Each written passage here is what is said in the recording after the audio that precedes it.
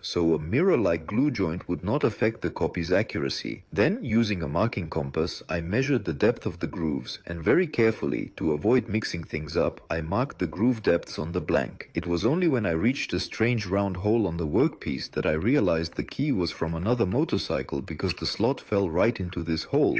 The last thing I wanted at this stage was to solder everything again, but I had no choice. Most of the work was already done. I found a brass ball of a suitable size from my stock of alloys, slightly flattened it with flacings, hammered it on a metal mandrel, and soldered it with a laser from both sides. Such is Murphy's Law. In our profession, the slightest laziness can force you to redo the entire job. If I had checked the slot arrangement immediately, perhaps I would have done the repair quite differently. In short, I resanded everything and marked it. Then, for convenience, I painted the cutting layout with a red marker and went to cut the thread with a makeshift tool. My makeshift tool turned out to be a CNC wax milling machine, where I carefully and with a slight feed and lubrication in manual mode cut the grooves. Since I did not have a cutter of the right size, I had to cut the grooves in several passes. And since I was not sure about the accuracy of the manual feed, I decided to finish the keys cut under a microscope.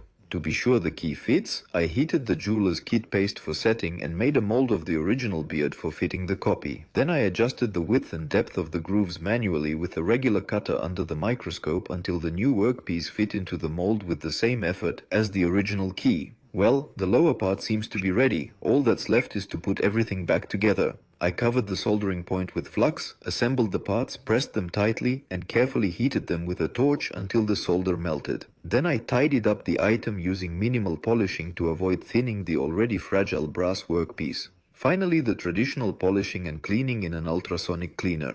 Well, the key is ready, and I hope it will work and last a very long time. Otherwise, I don't really want to do it again. Subscribe to the channel and watch the next part.